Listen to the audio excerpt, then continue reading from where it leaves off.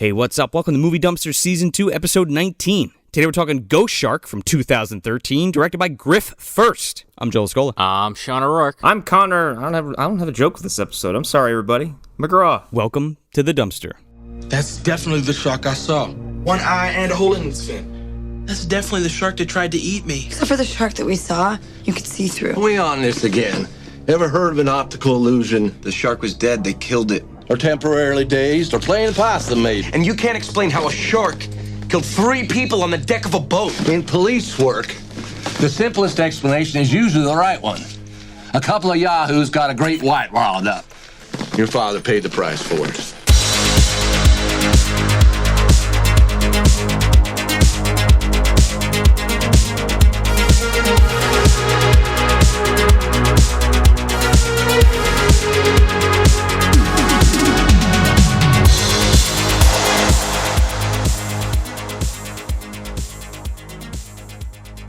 How about, Connor, I'm going to put you into $30,000 worth of pain, McGraw. I was going to go with Crenshaw from a movie I'll reference in a minute, because one of the characters was in the beginning, but I don't know how knowledgeable everyone is of MS-33K characters. Is this our first SyFy original? Titanic 2 probably could have been, but I think this officially is. Arlen was the one who told me that SyFy and Asylum have some kind of working arrangement together, where they're kind of, I guess, like, SyFy co-produces stuff for Asylum, or the other way around? I think it's co-produces, and that's what the credit is on this, it's co-produced by SyFy.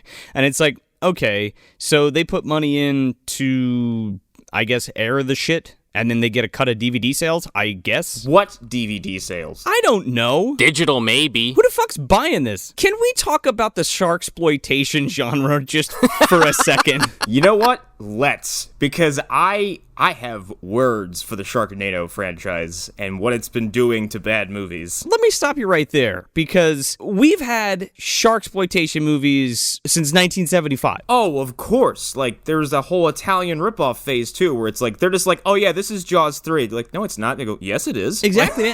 Well, I was just thinking about that today. I'm like, you know what I'd rather be watching than fucking Ghost Shark? Great White. AKA The Last Shark. Devilfish. Yeah, or Devilfish, or Up from the Depths, or something else. Orca. Anything. Yeah, oh god, Orca's a actually legit great film. But do you know how many of these fucking movies there are? You're gonna give me a depressing number. That's what I'm anticipating. It's not even, I don't even have a number, I just have them all written down. Okay, first of all, there's a sequel to this one. There totally is. Called Ghost Shark II Urban Jaws, whatever the fuck that's supposed to mean. It's the only way they get the Jaws name in there legally. As opposed to this being a suburban Jaws? What's the fucking joke there? I don't get it. Oh, it's in the New York City sewers. Oh, it's in the... Okay, you ever see that movie Alligator? It's like that. It's Suds.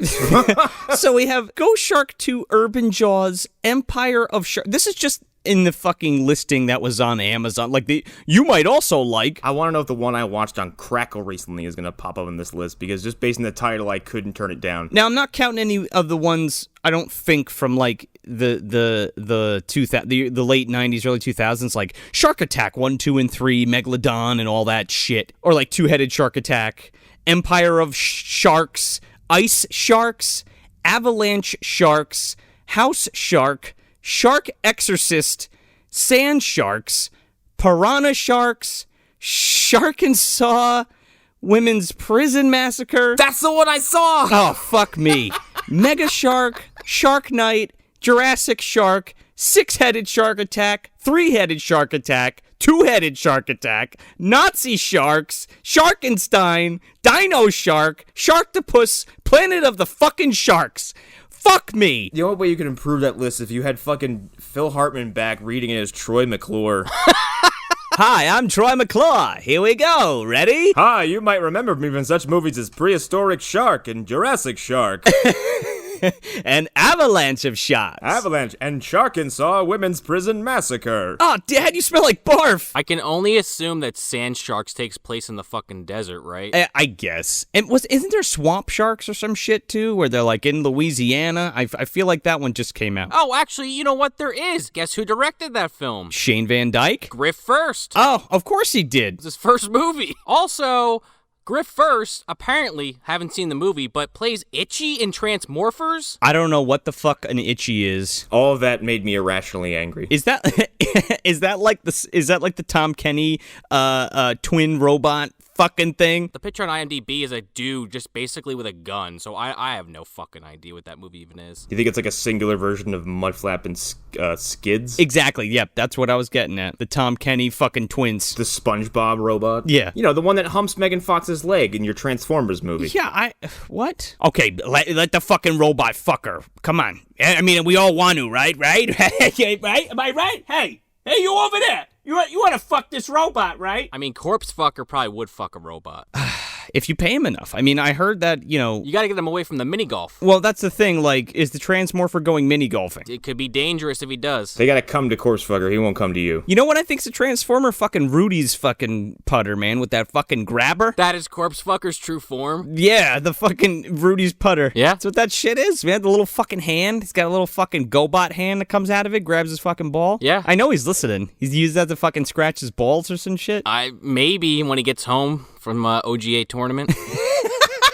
You've also got movies like Deep Blue Sea and Meg, which, spoilers, I don't hate those movies, but they also are sharksploitation. For sure, but Deep Blue Sea is good. I like the Meg, but it's an action movie. Let's be real. I enjoyed the Shallows. Shallows was good. I thoroughly enjoyed it. I mean, especially for being like a serious shark movie, like now. Yeah. It was good. Deep Blue Sea, again, is awesome. The Meg I fucking hated because, well, I didn't hate the Meg, okay? I'm a big fan of the books, and the books aren't like fucking, Pulitzer-winning fucking books. But they're horror novels, if I understand it correctly. There can't be fucking horror novels, right? But the movie just is like... Jason Statham popcorn flick. Yeah, I mean, at the very best. You know what the problem... Okay, you know what my problem with the Meg is?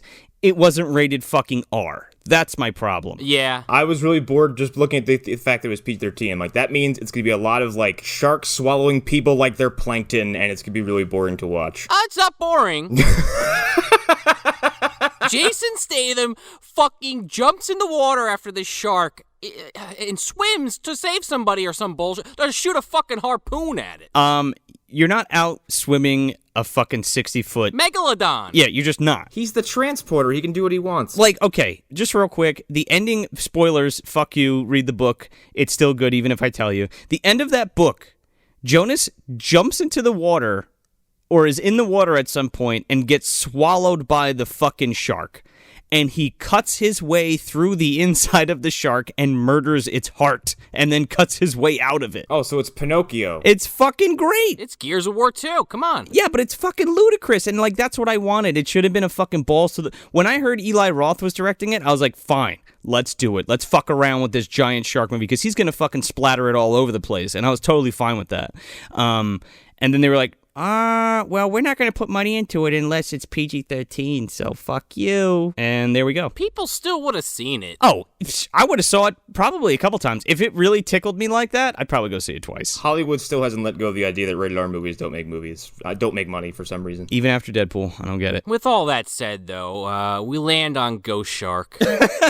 When you spun that fucking roulette wheel of fucking sharksploitation films and it just happened to drop the fucking ball on Ghost Shark, could you get any more middle of the fucking road with this shit? Yeah. Can you take a premise as interesting as it? I mean, it is kind of interesting. It's like, hey, a shark can get you from any body of water. Congratulations, you tapped into an actual childhood fear I had. Same. And then I watched this, I was like, well, that's not scary anymore. I'm just bored. Yeah. Not when the fucking protagonist looks like a fucking giant shark bite fruit snack. I thought I was watching Devin's Ghost occasionally in this movie.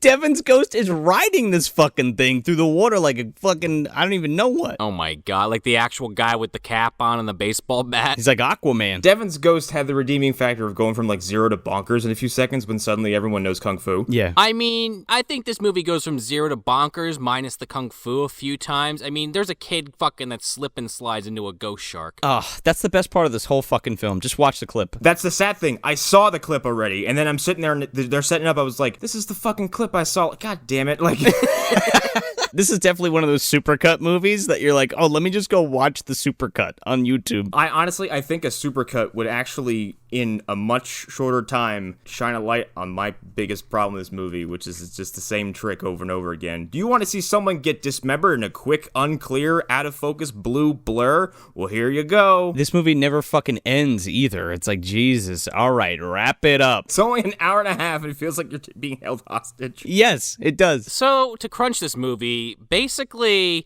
some fucking people kill a shark and it falls into like a magic voodoo cave and then it becomes a ghost and kills people? Pretty much, yeah. But it can only move through water, so it's got to jump through like puddles and shit. And then seemingly disappears? Every time it attacks someone, it just magically, it doesn't go back into a water source, it's just gone. At some point, I thought it flew into the cosmos, okay? Because it just went up and away, and I was like, all right, I guess it doesn't need water. Like, it can just fly into the stars. We're talking about the Meg. Every time it rained, I was waiting for this big motherfucker to come out of the sky, and it just never happened. Well, it kind of happens. Kinda, but not the way that I thought. Well, maybe my imagination is more vivid than the writers of this film. Also, the thing here is like there's always moisture in the atmosphere, so like it could literally just exist. Right, if you want to get technical, right. Yeah, if you want to get scientific, because, like, I know that sounds stupid, but like, it's stupid when you set your rules up where the ghost shark can appear from any body of water. I mean, when you really think about it, this is just kind of like an evolution of Drainiac when you get down to it. Oh, Plumber's coming in for sure later. Yeah, ghost shark.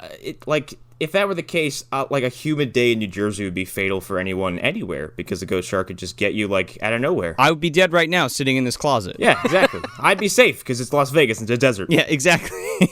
No, because you got sand sharks out there. God damn it. Yeah, you gotta look out for them. But yeah, the thing is, like, it doesn't retreat back into the source of where it came from, which is kind of stupid. No, it just goes on its way. On to the next victim. Yeah, it just dissipates, and it's like, yep, whatever, gonna disappear, and fuck it. Back to the water realm. I guess. The people working on this film were like, well, we could animate it disappearing or doing something, but we're just gonna cut away and then cut back, and it's no longer gonna be there. We'll just have it exit in a certain, section of the frame and never show where it goes. This thing is a fucking aquarium rubber shark that somebody stuck its fucking hand in and puppeteered it and then green screened it. Okay, you just brought up something I wanted to mention during the whole shark exploitation bad movie thing. The whole other part of the whole let's make a bad movie bad is that the very complacent attitude towards just garbage special effects. Yeah. And that's the thing too, like Great White, aka The Last Shark, like watch that film. Watch Vic Morrow fight a giant robotic Italian shark, and it's fucking lovely. Sign me up. Yeah, it's great.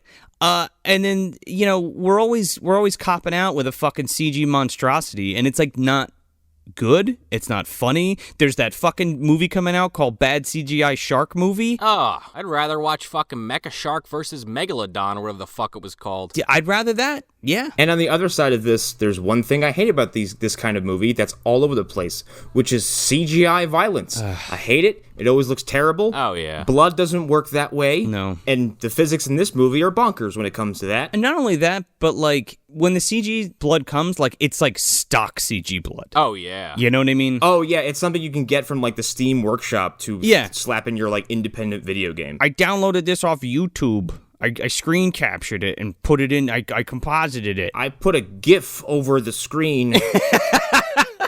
It's not a GIF, Connor. It's a TIFF. A TIFF. What? Excuse me. So this movie opens with this CGI/rubber shark just slowly swimming towards this fucking fishing boat in the middle of the night. Well, these people are fucking fishing for like some kind of trophy fish. People, if you even want to call them that. Okay, subhumans. Scumbags. They're chuds. One of them is Crenshaw from Boggy Creek II. That's just, I'm convinced it is. Did you make the fucking fishing potion out in the bayou there, in the fucking can there? Okay. Fucking swamp mud jumping. Oh no, Crenshaw was the overall wearing bearded swamp dweller from the second movie they see at the end. He's like, oh totally, but like the grandpa character, not the whatever the fucking character that is, it's like showing the kids how to make the fucking fish juice. I don't know if that's in the second one. I've only seen Boggy Creek 2 because of Mr. Science Theater. Excuse me. I'm thinking of Return to Boggy Creek. I joke because there's this scumbag, for lack of a better term, redneck, with these fucking overalls on. in this huge beard, fucking trying to reel in a fish. Bam Bam Bigelow trying to get this fucking striper or whatever the fuck he's trying to pull in. Bam Bam Brubaker. Brubaker and his fucking daughter, I guess. That's his wife? Oh, you're gonna love it, Daddy. I think, is that his daughter? Could be both. I mean, they're making redneck jokes. I'm not totally sure. Yeah, come on, we're gonna fuck this fish, dude. Thanks, daughter. I haven't had this much fun since our wedding day. Crack me another beer, bitch. So yeah, they're trying to catch some fish for some competition or whatever, and the guy chartering them is like, yeah, you're never gonna catch it because it's almost 12 o'clock. Yeah, he's like, brr, brr, brr, $30,000. Time's almost up. They're pulling this fucking fish in, and this great white comes up because, you know, the great whites are just off the coast of everywhere. And it comes up and, like, bites this fish in half, like their prized fish. This rubber fucking shark comes up and bites it. And then the shark used its hands to throw the other half of the fish in the boat. Because the way this happens is the shark rolls up, takes a bite, and the front half of the fish arcs through the air onto the deck of the boat. I'm like, that's not how that works. The captain's like, well, I guess next year, asshole, and starts like revving the boat up to leave. Yeah, you can get your hat next year, douchebag. And the fucking guy's like, this goddamn shark's going down. He fucking took my goddamn prize tuna group or whatever the fuck. So he grabs a revolver? He grabs Barry Burton's fucking gun and starts unloading on this stupid shark. It's not a gun. It's a pistol. Whoops. He whoops out his dick and starts pissing on the shark. I wish that happened. That would be more interesting. Yeah, actually, yeah. So he starts shooting this fucking shark, like, with the fucking magnum. By the way, this is all played completely straight. Oh, yeah. It's not, like, over-the-top goofy. I mean, this redneck guy is dropping, like, one-liner after one-liner. Yeah, but it's not, I don't know. I didn't get that vibe throughout this whole film. Like, winking at the camera kind of shit. Here's why I disagree with that. Because he's shooting at this fucking shark. The captain comes down, and he gets thrown into the fucking ladder and knocked out immediately. And this guy yells to his daughter wife, hey, get me my hot sauce. Motherfucker, I thought he was, you know how people like, oh, sushi's on the menu tonight? Yeah. Like, that's what I thought what he meant by, like, get me the hot sauce. I don't fish, so, like, when he said get the hot sauce, I'm like, I don't know, is that some, is it like a lure? I don't know what that means. What are you doing? I thought it was a joke, like, we're eating shark tonight. We're eating this son of a bitch. Yeah, but she brings him a literal bottle of hot sauce? Yeah, and then treats the shark like it cussed. She just sprays it in its mouth. Sprays it in his mouth, he fucking pours it all over, like trying to get it in its eye, like a fuck you to the thing. What is he? He shoots this thing in the face and then, like, hooks it with, like, the hook? Yeah, with a crossbow. With a crossbow in the fucking head, and then he dumps hot sauce on it, and then he says some shit like, yeah, I heard that hurts them. I would have to imagine that hot sauce in the eye on any creature is gonna hurt, pal. It just reminded me of, like, Peppermint Butler in Adventure Time getting the fucking hot juice in his fucking eye. This is the evolution of poke a shark in the eye if in danger, like... I don't know. I heard if you throw hot sauce in their eye, they'll leave you alone or something. It burns them little critters or whatever. Always carry hot sauce when you go scuba diving. It's gotta be Frank's Red Hot, though, and no other one works. No, man, it's gotta be Cholula with the little Mexican girl on it. Daughter wife goes and runs off back to the fucking cooler where they're apparently keeping grenades. I think this is where Chucky got his. Is that what that is? Was it dynamite? Is it grenade? It was a fucking literal grenade. It's a grenade? And this is why I have a problem with the end of this film. She throws this grenade in the thing's mouth, and it explodes, and it's the clear kill shot that killed this fucking shark. Right. And that contradicts something that happens later in the film that we'll come back to. Oh, it contradicts the next fucking scene. What are you talking about? Well, that's true, too. So, yeah, she chucks this fucking live grenade in this thing's mouth and goes, smile, you son of a bitch. The fucking balls on this movie and these Jaws references. They were like, what? Piranha opened with Richard Dreyfuss. We can do it. I was thinking about our conversations during Child's Play 3 with C.B. Smith when we were talking about the grenade that blew up Whitehurst, and I'm sitting there thinking, this fucking back of this boat would be just destroyed. Not only that, but, like, these motherfuckers got shrapnel in the face. They are dead. Oh, yeah. They were right in front of it. She gave it a little underhand toss. She's like, boop. These fucking rednecks have metal buried in their skull. They're extremely durable. Meanwhile, the guy they pushed is as durable as a WWF referee. Well, he's gotten to his feet post-grenade. He got woken up for the 3 count. Oh, yeah, that's true. Good point. He's like, this isn't fishing, this is barbaric. Yeah, get out of here, we're going in now. And the fucking, okay, so the shark doesn't die via grenade. So I guess that's the justification for the crossbow bolt fucking taking it out. No, because that's the first thing that he gets shot with is the fucking crossbow. Right. And then he gets hot sauce. I think it was the hot sauce that did him in. Oh. That afterburn. He's like, oh, the poison's coursing through my veins. Yeah, the afterburn. He didn't get any milk, man. That's what happened. I have to go to my Lazarus pit. Yeah, okay. So Joe says this is off the coast. Little do we know, it is literally off the coast. We're not even, 10 miles out? I don't even think we're a mile out, honestly. Yeah, I don't think so. It's in like a bay. Yeah, that's what it looks like most of the time. It doesn't even look like a fucking... It's like the channel that leads to the ocean. So this shark swims away, into a fucking cave and dies, and then voodoo shit? Yeah. Ancient burial ground pet cemetery shit. It's like the fucking shit that Dr. Shaw was looking for in the beginning of Prometheus, like those fucking caves with the alien drawings and garbage. It's like fucking Fred Gwynn's there, and he's like, oh, sometimes dead's better. Oh, okay, shark, go ahead, get resurrected by the engines. Oh, yeah, I don't want to go on that road. That road leads to sharks. Mr. Callow, I think your shark is here. You don't want to throw a grenade in that water. Too close, it'll go off in your face. Sometimes Jaws is better. Sometimes the shark needs a Lazarus pit. Where is Ra's al Ghul? This might as well be a fucking Lazarus pit, because this fucking shark swims into this cave, and a bunch of cave paintings light up like you just selected them, like you found them in Skyrim. You're saving your game? Yeah, you get a thum from this cave, but then the shark is like, now I die, and then it just sinks to the bottom and becomes a revenant shark. Question mark. Because he seemingly, or she, we don't really know, seemingly has a thirst for revenge, because now we've turned into the fucking that special, that y'all remember shark bites, right? They still make them. Yeah. The fruit snacks? Yeah, well, you know that special one? That special fucking shark that was in every pack? That's what this motherfucker looks like. It's like an iridescent blue. It looks delicious. It tastes like blueberries.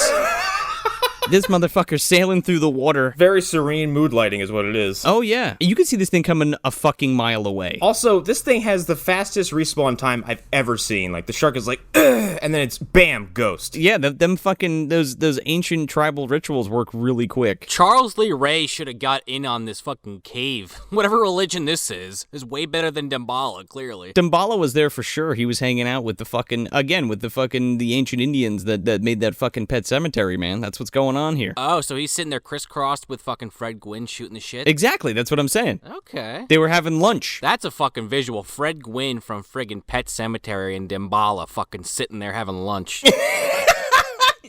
Making deals and shit. Sometimes being a doll was better.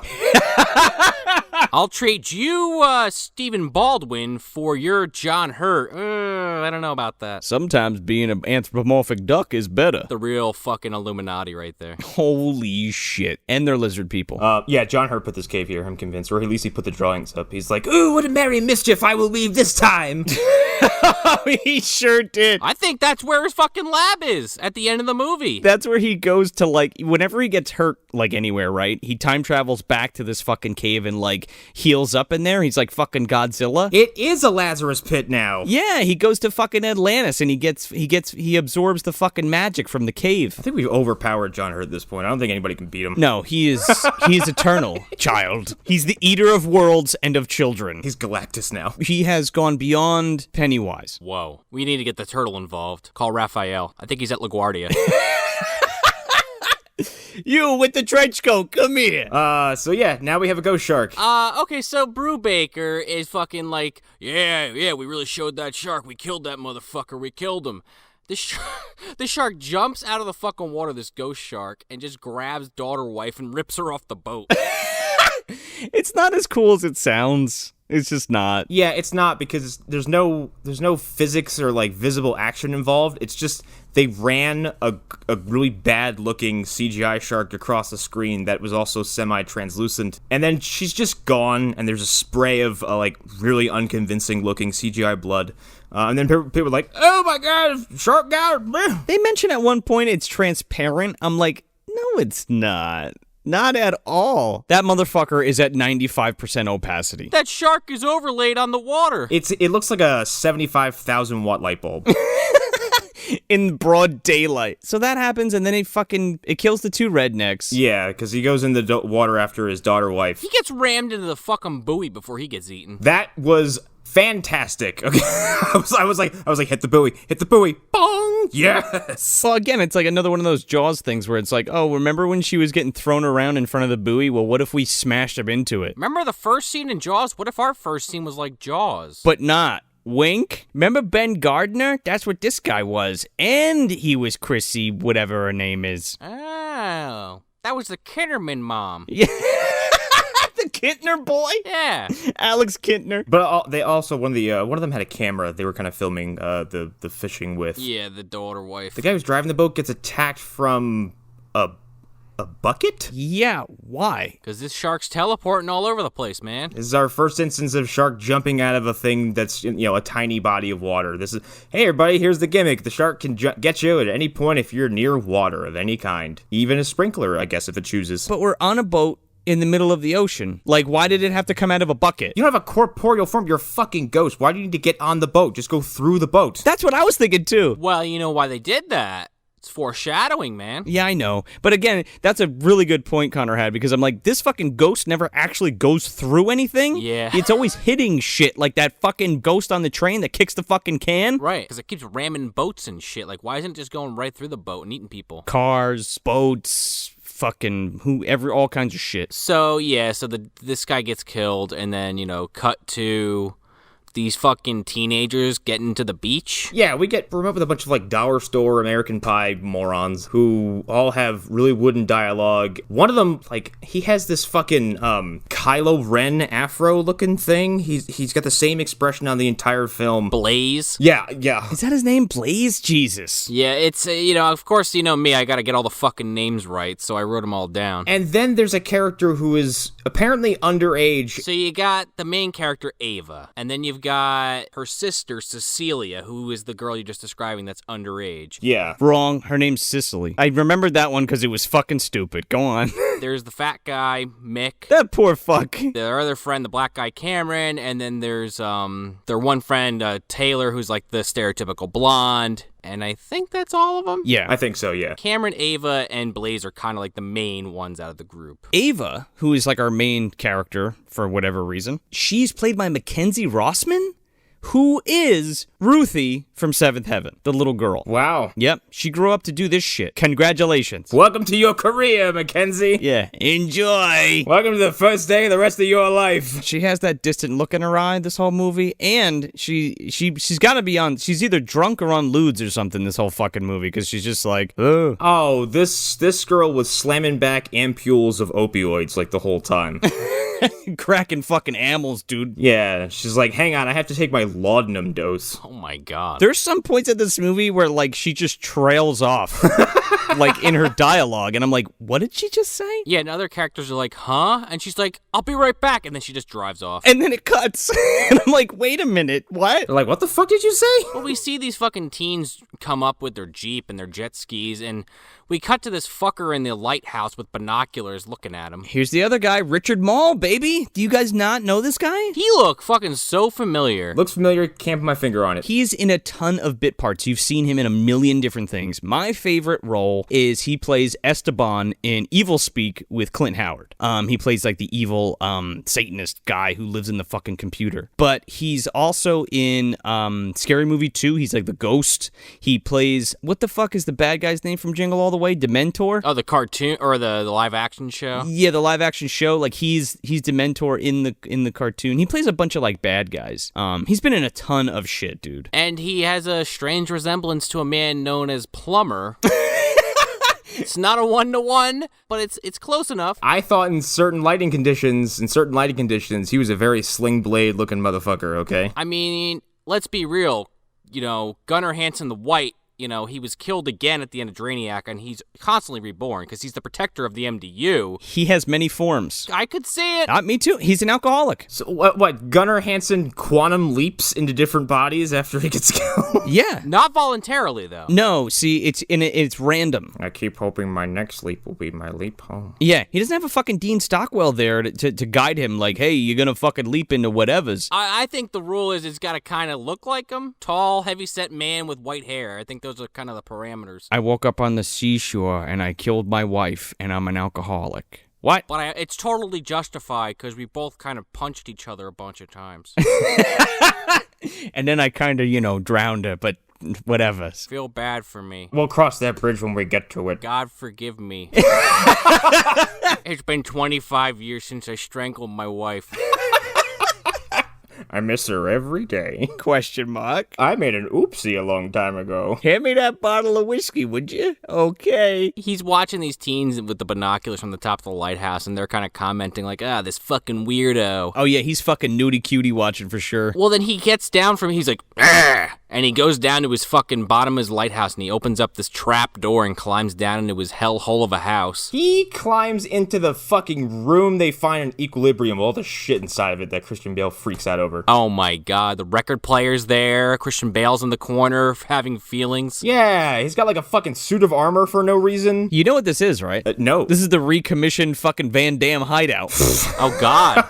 Oh my god, the lighthouse. Granny Van Damme's in the corner too. She's like talking to Christian Bale, asking him about if he took his Prosium. She's coming over for a fucking booty call. Yeah, I came over to see if you were drinking. You want to take your clothes off? Why is this property so cheap? Well, a bunch of armed potatoes came in and they collapsed the floor and ate a bunch of kids. I'm the real estate agent for this whole island. Granny Van Damme is the only one that can see fucking Gunnar for who he is.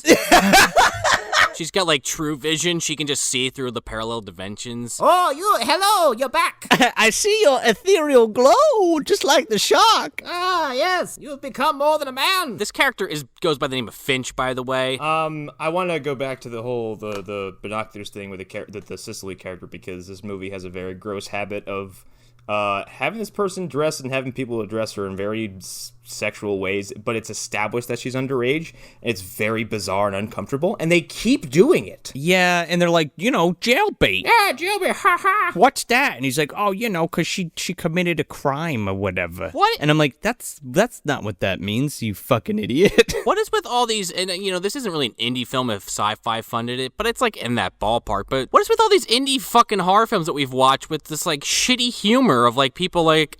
I mean, are we just getting too old, or is this just, like, actually shitty? No, because I thought this was shitty then, when I was a kid. Yeah, this movie is made by fucking tryhards, okay? Like, you're not gonna get anything witty. The people that never grow up since they were fucking 12? Right. Like, toilet humor's funny, like, dicks, that's great, that's hilarious. Well, it's not. So...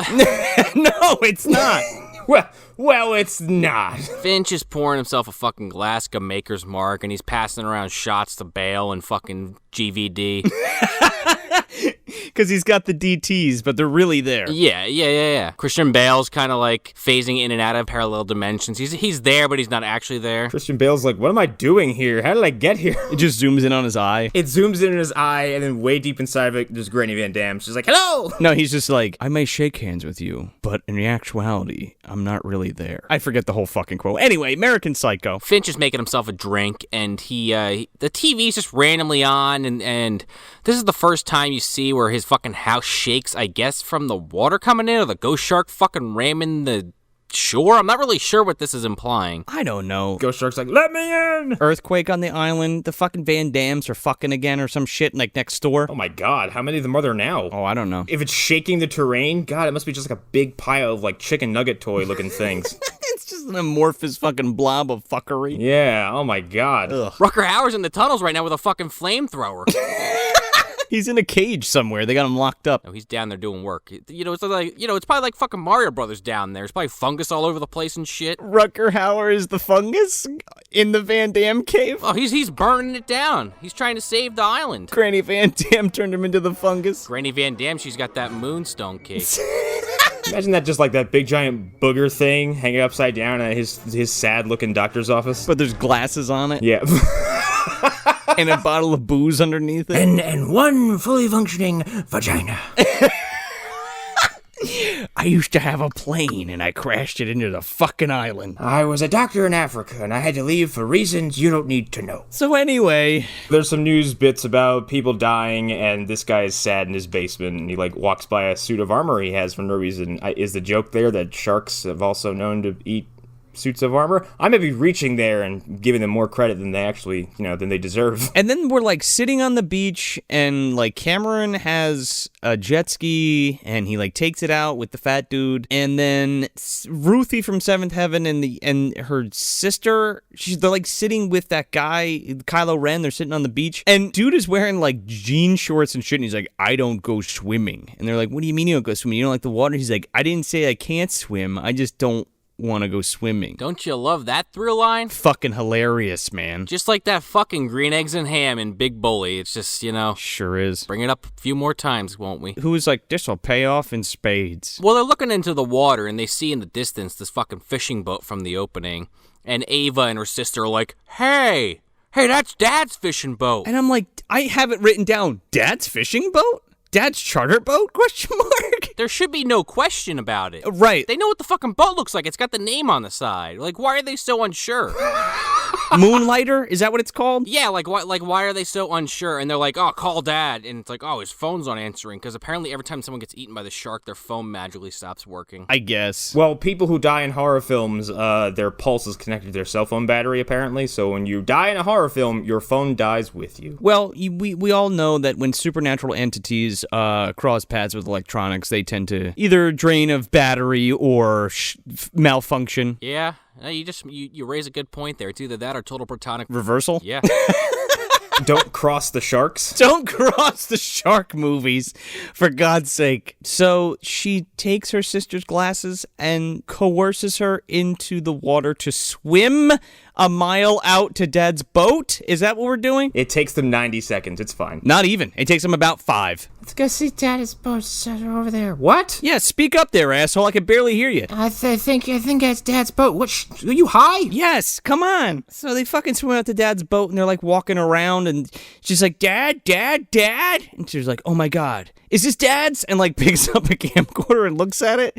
I don't know. Dad, are you here? How many fucking times are we gonna say Dad and search this boat? Well, they didn't find his bloody fucking soaked hat yet. The fucking blood's all over the fucking deck. What are you talking about? There's blood all the deck. They're like, Well, to be fair, Connor said, it was CGI'd in after, so maybe they didn't see it there. Oh, yeah. Like, imagine that. Like, imagine, the actresses were, like, doing the scene, and there was that blood wasn't there, and just, like, when they were directing, it's like, the blood's kind of, like, on the other side of the boat, and then when they were editing it, they're like, yeah, this kind of looks like shit. That shark really, like, fucked them up. There should be way more blood. Oh, totally. All over the place. There should be a fucking spray. Everyone who is attacked in this movie should have bled buckets, but no, it just squirts a little bit. Yep, and doesn't get on anything. Nope. Then we, like, cut to this chick who's just, like, floating and then sees the shark. Yeah, Taylor? Yeah, I who could care? Well, her fucking little raft is going up and down. It's like, hey, remember Jaws? Oh, yeah. Remember that part in Jaws with the Kinner kid? Remember that time when they fucking, the camera was, like, looking up at the fucking, the floaty,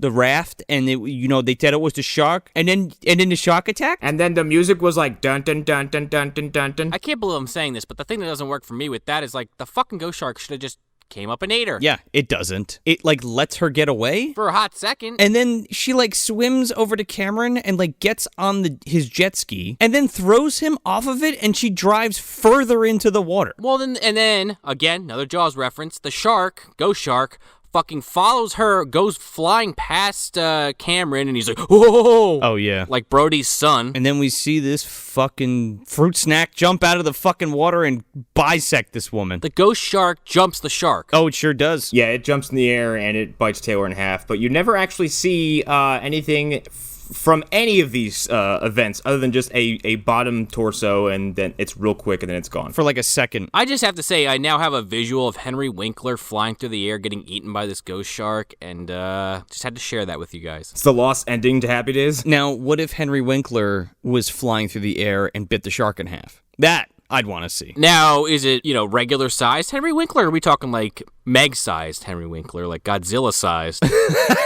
He swallows well, that's what it is. He swallows the fruit snack whole. The only way to stop a ghost shark is a Meg sized Henry Winkler. Okay, and is little Nicky there with the bees to kind of settle him down when he's done? I guess. This sounds like the worst kaiju movie ever conceived. Oh, yeah, probably. Somebody call Guillermo.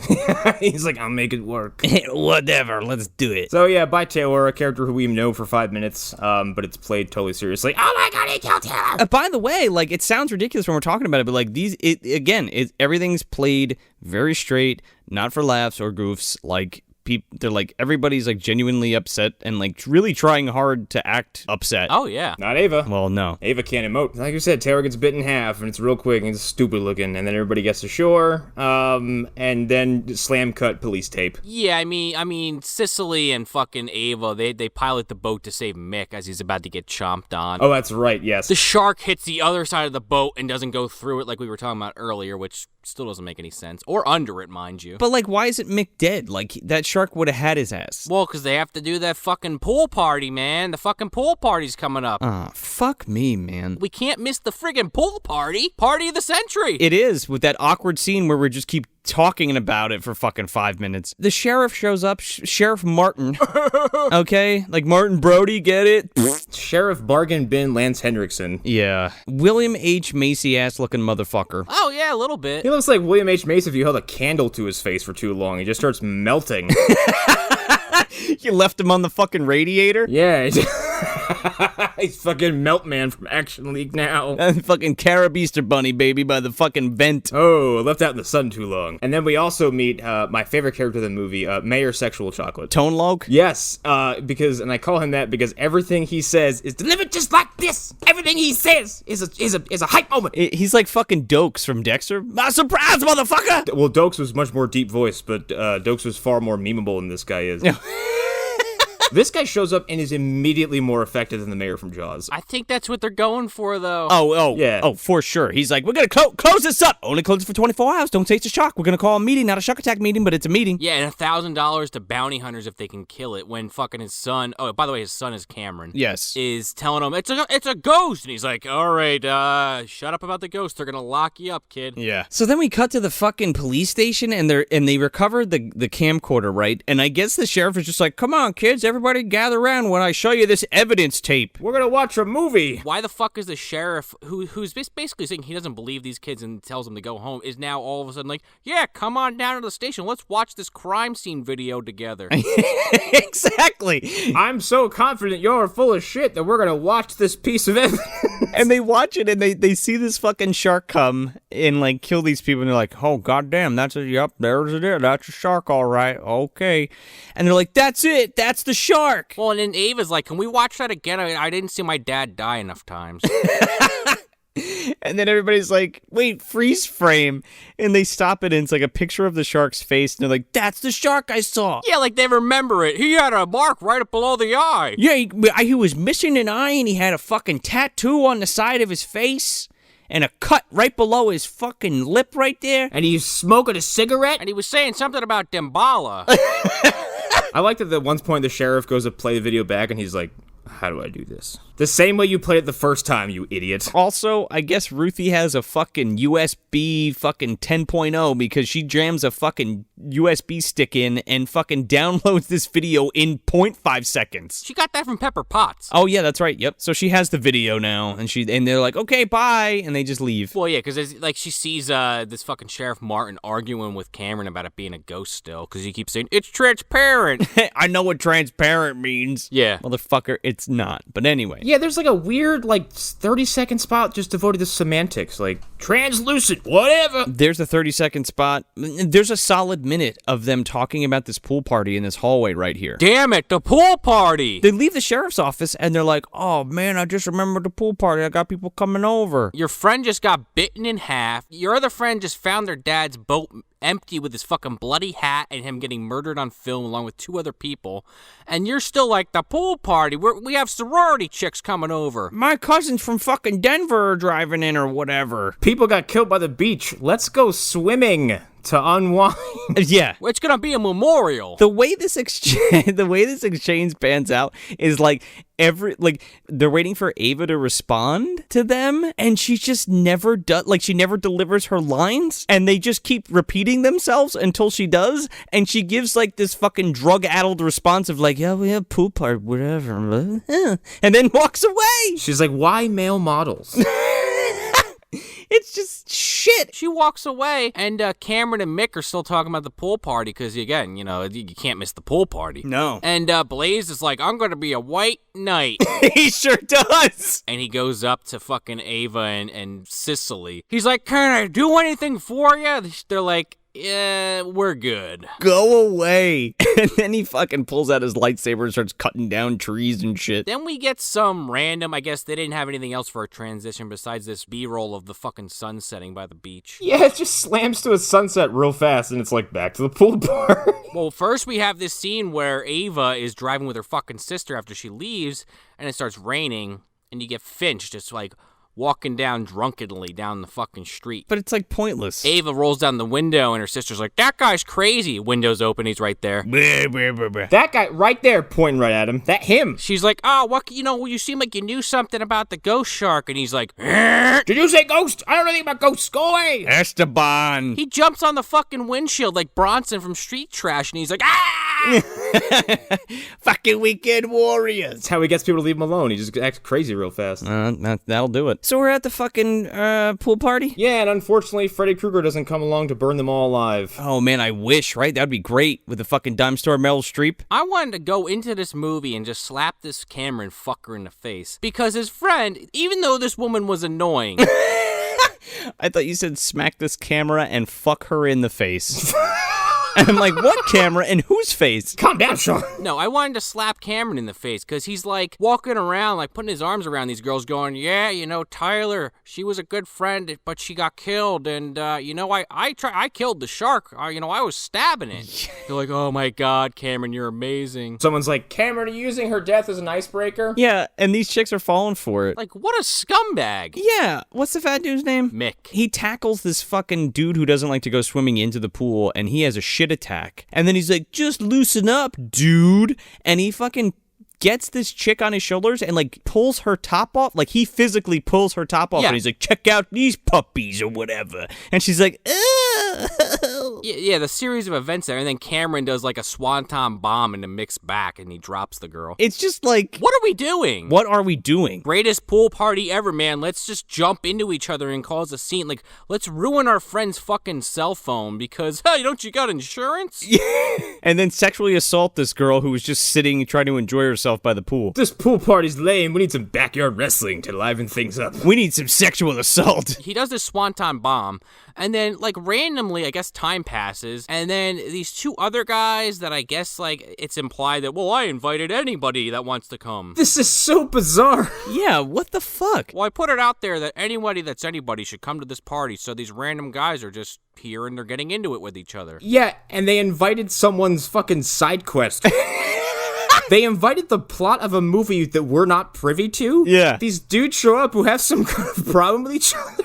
Well, they both like the same girl. They're fighting over her. Is that what it is? Because it's like 20 feet away. Yeah, that redheaded girl that was standing there. We're like having a conversation, and then like the camera's just on these people that are like 20 feet away, and you can't hear anything they're saying. These guys are fighting over this girl, and one of them fucking throws the other guy into this like... Through a fence? Yeah, right behind the diving board. Cameron has a shit attack. He's like, bro, you fucked up my fence. Like, what the fuck? Get the fuck out of here. I mean, Cameron's an asshole, but that's a legitimate complaint. Yeah. He like goes to start shit with Cameron. He's like, oh yeah, motherfucker.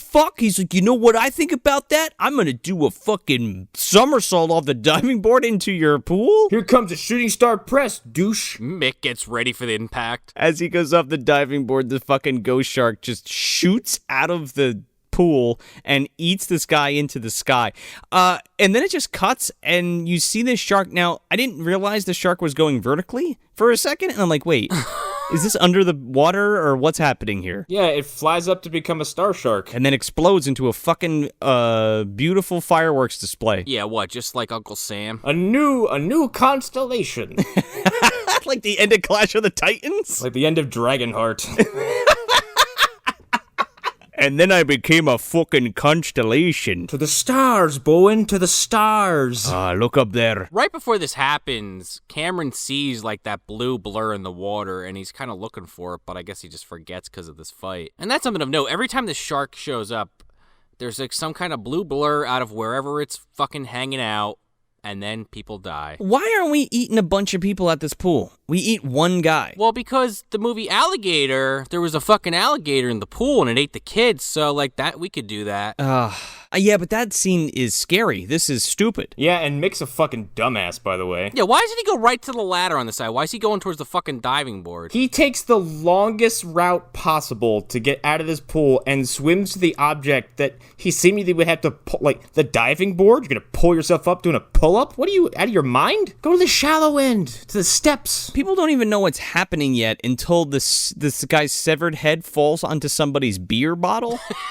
I thought that was hilarious. It was pretty good. And then, like, this ghost shark is in the pool now. Yeah, but it just goes fucking MIA. Well, it makes a point to show one guy just, like, after this guy gets killed, paddling with a boogie board, just because later on that's going to be important. I guess. We got to make sure the shark bites the boogie board, so go die, child. Bye. So he goes to grab Mick out of the pool. Mick gets fucking eaten. No surprise there. And then, but somehow in the process of him getting eaten, fucking Cameron's flung into the pool and blacks out, but doesn't get eaten. And then we go to fucking Ava's bedroom and fucking White Knight's on the floor? Why isn't he just laying on the bed with her? Well, he's got to respect her boundaries, dude. Yeah, but like, what if they're just friends? Like, it's just really strange. It's bizarre. By the way, he comes to her house because she wasn't answering the phone. Like, this guy's kind of creepy. He's like, I called and you didn't answer, so now I'm here. You can do nothing about it. Can I lay on your floor? Can I smell your socks? Jesus Christ, man. Get a fucking life. She's not into you.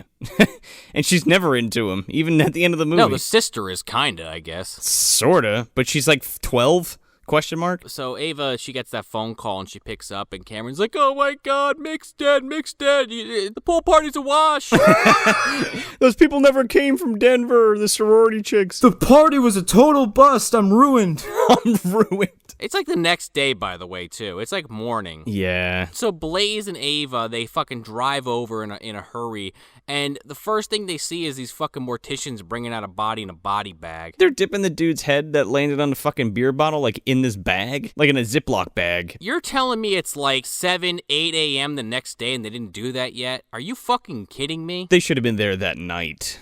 Really. Let's be real here. Mayor's like, another crime scene? Not yet. Wait till morning. Mayor Stahl, he's talking to Cameron. He's like, I don't know what's wrong with you. He's like, I don't know what kind of drugs you were doing. He's like, were you on PCP? Bath salts? What was it? He's like, no, Dad, it's just a fucking ghost shark. Why don't you believe me? And he goes, no, I believe you it was a ghost shark, but talking like that's going to get you thrown in a fucking mental hospital. Cameron recovers by saying, you know what, Dad? Do you actually care about me, or are you just worried about the next election? And the guy just, like, can't answer and walks away. Oh, man, this is like fucking what's-his-face in Tammy and the T-Rex. Kinda. Yeah, it's like the same fucking kind of storyline. Except I would much rather those two characters. Oh, for sure. So he goes up to the fucking Sheriff Martin and he's like, hey, Sheriff, my kid's talking crazy. Can you lock him up? And the sheriff's just like, I don't know about that, Mayor. That's kind of a fucked up thing to do to your kid. What? He's like, do it. Do it now. Fuck it. Okay, let's go for a ride, Cameron. But then he finishes the conversation. He's like, sexual chocolate, and he walks away. As Cameron's getting chewed out and going to get thrown in the slammer for the night so he can have a cool head, this other officer comes over and he goes, yeah, you're never going to believe it. And he comes over with this fucking boogie board that's got the shark bite in it and a fucking literal hand plastered to it still. Yeah. And he's like, and look at this, I found a video. And he's got somebody's cell phone of that guy fucking corkscrew jumping off the diving board into this thing's mouth. Getting eaten by the fucking ghost shark. And then Ava and Blaze show up and they're like trying to back up Cameron. They're like, no, it was a fucking ghost shark, man. They're like, can you shut the fuck up, please? And Cameron's dad like reams out Ava and he's like, if you get in my fucking way, I'm gonna kill you of this election. And then again, man, I was face palming like crazy. Because this fucking chick goes, you're going to wait and not do anything about it until this problem swims up and bites you in the ass. Remember when Richard Dreyfuss said that in Jaws? You fucking stupid movie. Well, they pay it off in this movie, if you want to even call it that. Yeah, oh yeah, they do. I wonder if there's enough that's blatantly stolen that could, like, get them in trouble. It's not even the fact that, like, oh, you lifted that. It's like, it's the kind of ham-fisted shit that's just like, go away. It's not funny or cheeky or anything. At one point, does it stop being an homage and just becomes, like, blatant, lazy writing and or theft? Yeah, hey, remember that other movie that you'd rather be watching? Gonna remind you about it. Here it comes. Ava and Blaze leave while the mayor and the sheriff are looking at this video, and Cameron, I guess, takes his moment and just fucking runs. Jump in, because we gotta skedaddle before the fuzz finds us. They drive off, and then the mayor runs out, and he's like, Cameron, get back here. He's like, I'm gonna beat you like you stole something. Yeah, he did say that, didn't he? This guy's a piece of shit. And then we just fuck off to a montage for 10 minutes. Yeah, what the fuck? It was like this. We're gonna set up potential places where the ghost shark could pop up. Which one will it be? Spoilers. This is like Hulk Hogan in Suburban Commando just walking around squeezing fruit. Oh, I thought you were gonna say fucking Hulk Hogan in the middle of Gremlins 2. Well, that too, making pasta. Pasta mania. The movie just stops and it's like, we're gonna go do a montage of shark shit. Here we go. Here's a mechanic and here's some kids on a slip and slide. Oh my god. Here's a plumber. Here's a prepubescent kid who just steals a car. What is with this? This is what happens, Larry. This is what happened to the dude's car.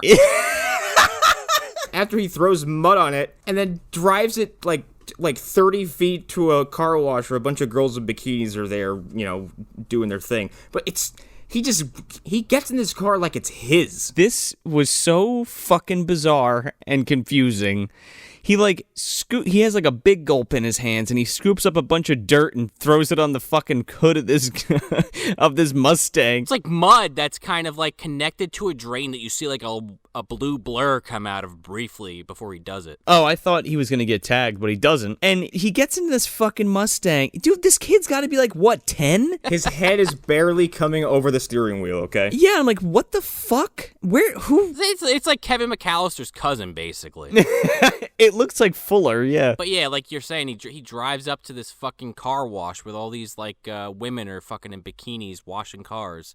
And he's like smiling and like rubbing one off. Yeah, he's like, I can't wait to see these titties rub against my windows. Weird way to justify getting a car wash. Just pull your car up. I'm sure it needs a bath. He's a dumb kid. He thought it needed to be dirty. You're 10 years old. That's not your car. Get yourself some binoculars. What the fuck are you doing? He paid for this. Well, he didn't have to pay for it because before he had to pay, they got fucking eaten by a ghost shark. They sure do. It comes out of a fucking bucket and eats this woman. There's actually kind of a cool shot where you see like to the side of the car, one of them getting like pulled as if they're like on a jet ski or some shit. Yeah, she gets fucking Chrissied. There's also one where there's the bucket and someone's legs are just poking out of it and blood's spraying out of it. Oh yeah. Compared to the rest of the boring trite in this movie, it's actually pretty cool. This kid screams in horror as the cum releases from his penis. It's right when he finished. He is scarred for life. Every time this poor guy has an orgasm, he's going to remember this moment. Now, every time he masturbates, he thinks of women being killed by sharks. He's like 25 in a therapist's office. He's like, I just can't have a boner anymore. He has nightmares about the ghost shark being his semen as it releases from him. You just might eat my partner alive. Why do you think that is? It's like, I just keep seeing the ghost shark. I see it in my dreams. I see it when I shut my eyes. I see it at all hours. I see it every day. I can't shoot without thinking about those sharks.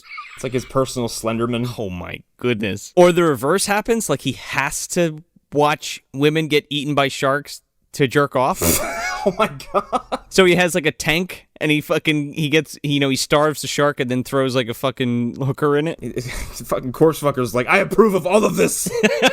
He's kicking it on a fucking lawn chair, drinking a Mai Tai next to it. I'll be fucking the corpse when you're finished. So that's the end of that one sequence in this montage. The other one is a bunch of kids with a slip and slide. And like, I don't even have to say what happens here. This is my favorite. I just like the setup of this because like this cute little chubby kid puts his fucking like 3D goggles on and he's like getting all ready to go and he's like, I'm gonna fucking win this slip and slide contest. And he fucking goes down this thing and this fucking rubber shark appears and just swallows his fucker whole while he's sliding down the slip and slide. Then we go to this plumber, again, cribbing on another movie. Have you ever seen the Blob remake, anybody? Yeah, seriously. With no budget this time, so you just see this plumber just kind of fucking with a pipe under a sink. and it kind of cuts away, and then there's blood splattering everywhere, and he's just being... They don't even show the shark this time. He just gets eaten by a cabinet. Well, they got to set up that for later. There's no blood either. There's just fucking water. Well, he's like the Drainiac, man. He's just in the pipes. Oh, yeah. You got something in your pipes for sure. We need to do an exorcism. Got to exercise the ghost shark. We got to do a sharkcism. That's another movie. Shark Exorcist. Speaking of Gunnar Hansen, he's sitting there watching the news with another bottle in his fucking hand. The news reporter's going on, mysterious deaths all across the town. He's like, also, by the way, 3 people that might have information about it. These 3 school children. Yeah, what? And Finch is just like, oh my God. And then he looks out his fucking window and sees somebody walking around the cave. Oh, boy. And apparently he's the protector of this magic cave, apparently. This Elder Scrolls-ass cave. His John Hurt's janitor has to go in there and keep the place tidied up before, in between his visits. That's where you go take ayahuasca and then, leave the cave. And then you go on an adventure. Well, he goes in there. He goes over to the cave. He sees this fucking specter or what have you walk over there. Is that what it is? I thought it was just some lady scuba diving. No, it's spoilers. It's his fucking wife. Oh, is it? The specter of his wife that he says, I wonder why she never came back to kill me. Well, she just is clearly there overwatching you because there's a bunch of shit that happens later that implies that. It's because she's a better person than you are. We'll talk about that because it doesn't make any fucking sense and it's stupid. Yeah, her spirit basically walks over there and gets his attention, and he runs over to the cave. And he finds this fucking shark body. This shark looks like shit. He screams, Judas Priest. Breaking the law, breaking the law. Yeah, they fucking kick down the fucking door and they start having a concert. Because it's a giant CGI shark that they decomposed digitally and it looks like shit. It's stationary. Get a fucking dummy. Why wouldn't you just build a fucking prop? A static prop of this dead shark? Because they're doing this on a literal shoestring, I think. Buy an inflatable shark from the store and throw some blood in it. I don't care. Your lack of effort so far has been, pretty much the same. So just, get something solid. But this is what I'm talking about. You're putting money in to make this movie. Just make the fucking shark real, please. No, yeah, I'm with you. They had to spend all their money on renting boats and jet skis. And guns with blanks, because we don't need that shit in this movie at all. He also solidifies here that, it's Pet Sematary, straight up. Oh my God. I didn't even think about that. Yeah, so it's Ava, Cameron, and Blaze. They go over there, and he's not answering right away because he's in the cave. So they just basically break into his fucking house, and they're all joking, oh, that's a breaking and entering. That's a federal crime. She's like, the door was open. My dad's the mayor. That Xanax is kicking in. I don't give a shit. It's breaking this guy's house. I don't care. Fuck it. I'm not going to remember shit tomorrow morning. Well, they're walking around talking to Christian Bale and Granny Van Dam. All of a sudden, this guy just comes in from around a corner and just, stop touching that. You kids want to take off your clothes? Yes, you're going swimming. You better do it naked. You need to take off your clothes to do it. God intended you to go in there naked. Put on your birthday suits. Ava just turns to fucking Finch and is like, what's with the old lady? He's like, ignore her, please. I can't get rid of her. She came with the lighthouse. It's like Kingpin, his fucking landlord. I own this land, all of it. Cameron's like, what's with the guy in the corner? Oh, he really likes the music. Christian Bale's sitting there just with a tear in his eye listening to old show tunes. Leave him alone. He's very overwhelmed right now. Yeah, he's tripping face, listening to Cats on record. He just has a box of fucking tissues with the lotion.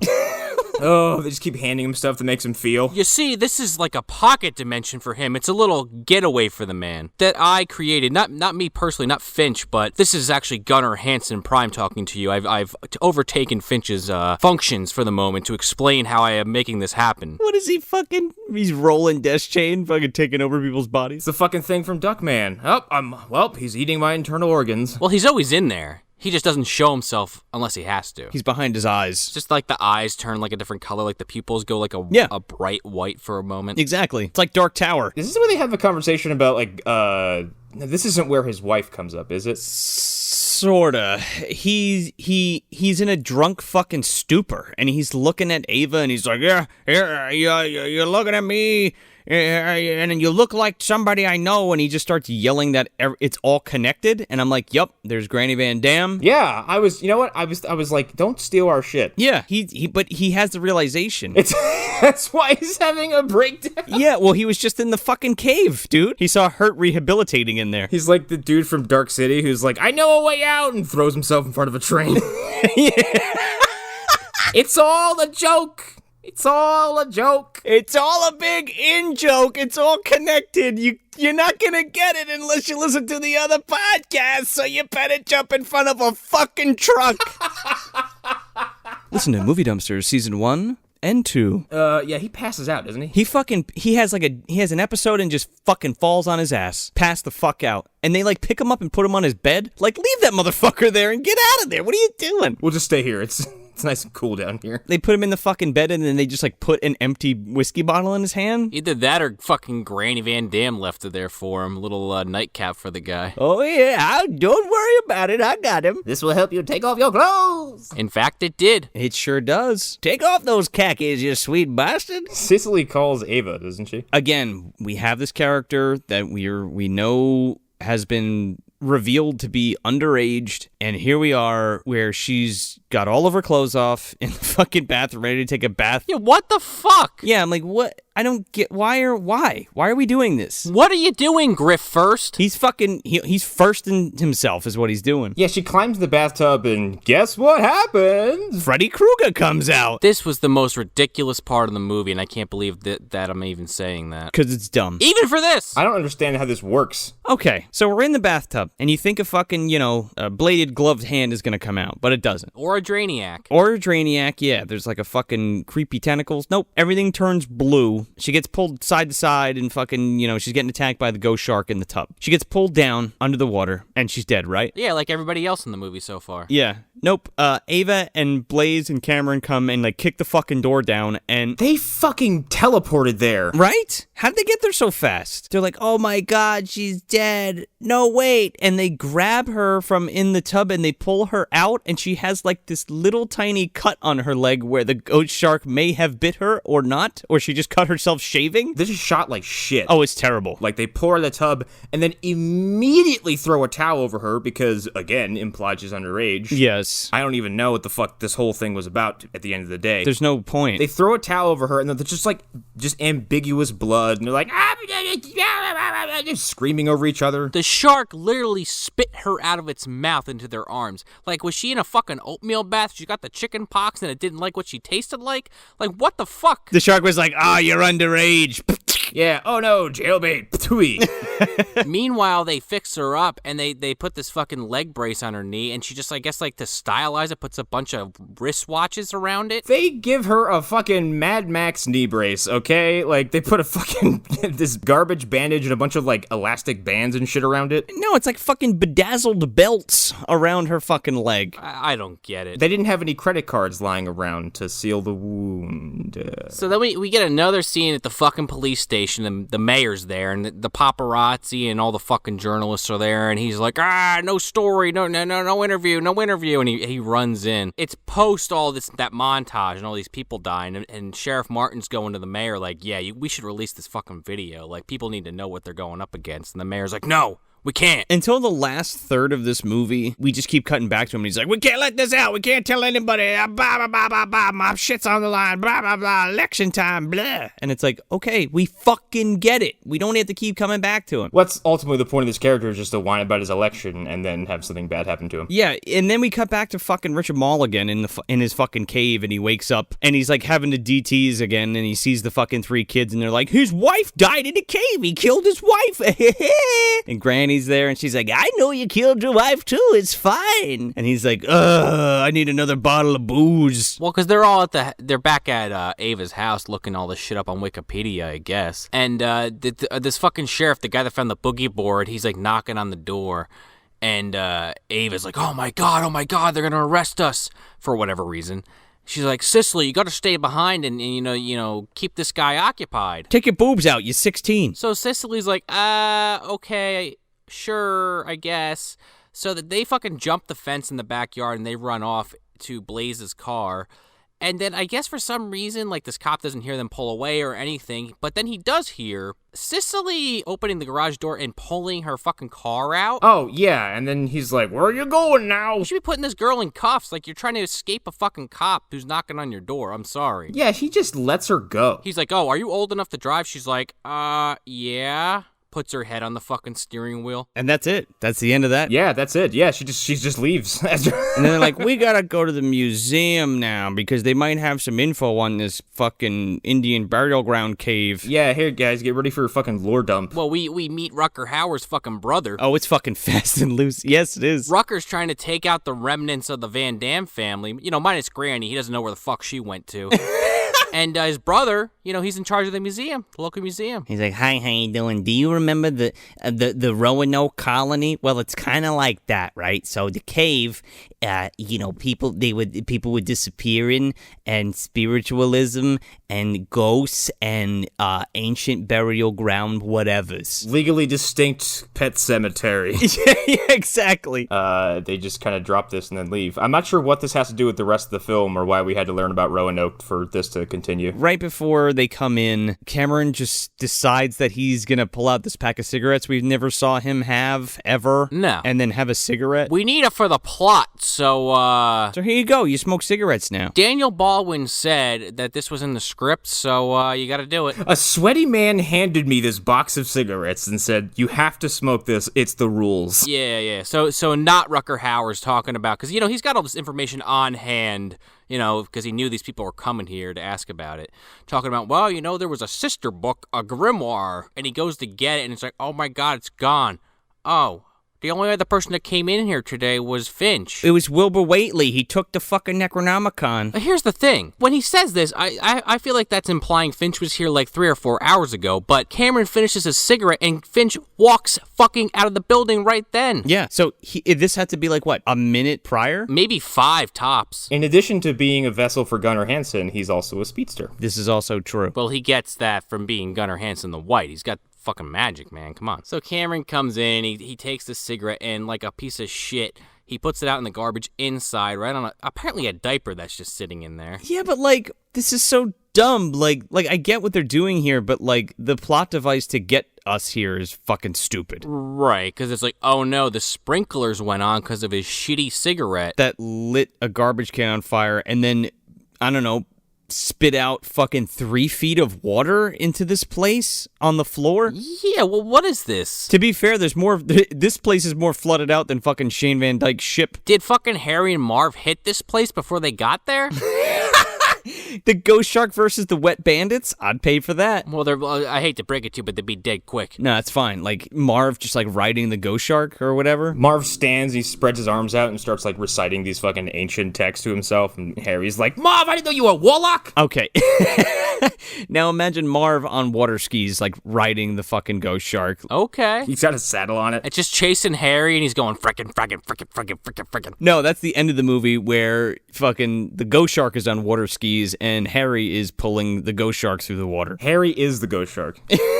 He's got the beanie on. And Marv is riding him. They're coming for Kevin for one final encounter. What are you gonna do now, kid? We got a Ghost Shark! Home Alone 6, Ghost Shark. So, if this fucking sprinkler system makes a puddle and the fucking Ghost Shark comes and eats this fucking librarian's arm off, and then they leave. Well, they try to. Yeah, Cameron, like, slips on the floor and then swoosh, eaten. Yeah, him and fucking Blaze start having, like, a knockdown, drag out. Right before he gets killed, Cameron comes down all lackadaisically, like, hey, guys, what's going on? In a foot of water. I don't know the rules of this movie. And Blaze is like, you killed us, you fucking killed us. Exactly. He's like, you put the cigarette out in the garbage can I saw in the clip that we just watched of the movie. And literally, Cameron has no clue what's going on, like how this is his fault.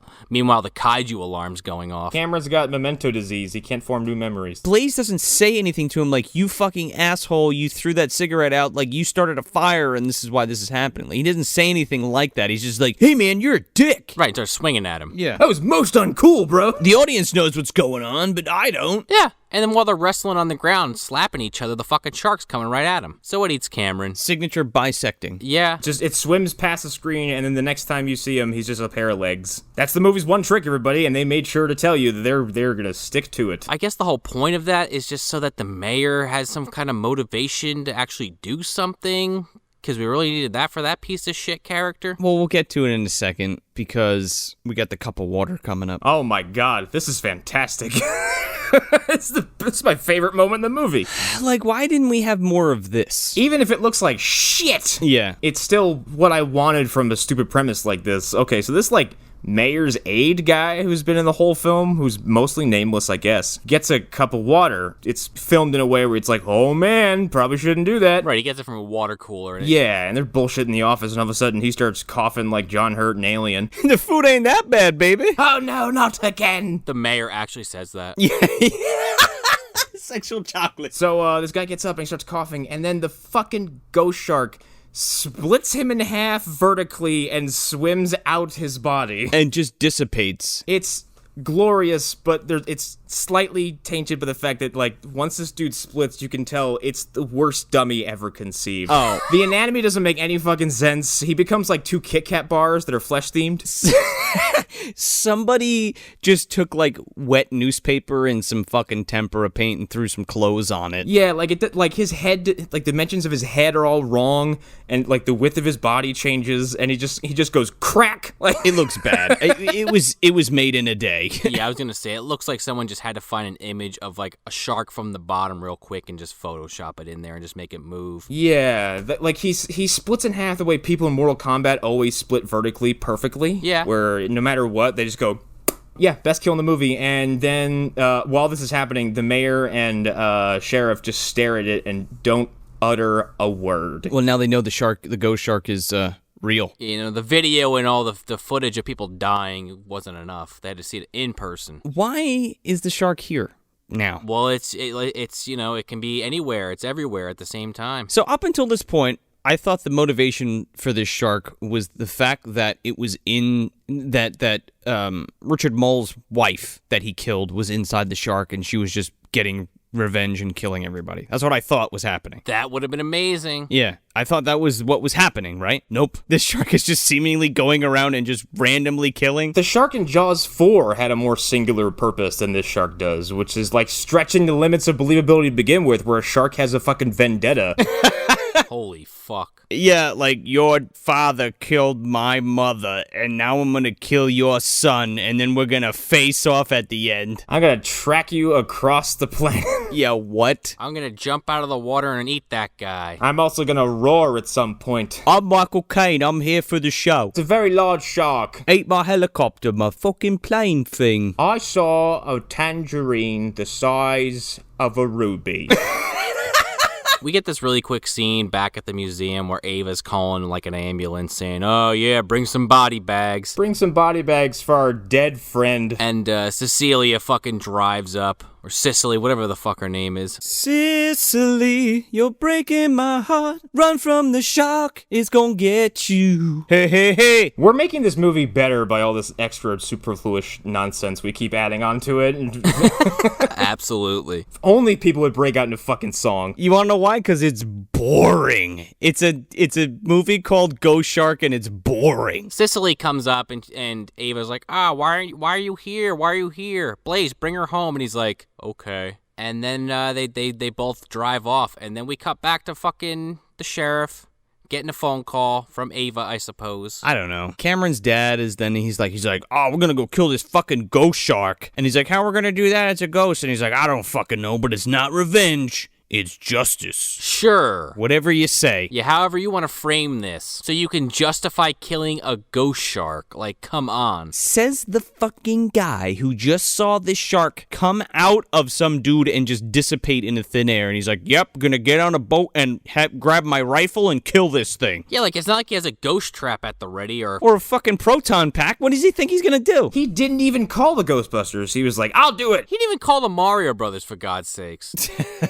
I don't do ghosts. Barry Burton shows up. He's like, well, this is out of my reach. Barry Burton shows up and says, have you seen a hand cannon?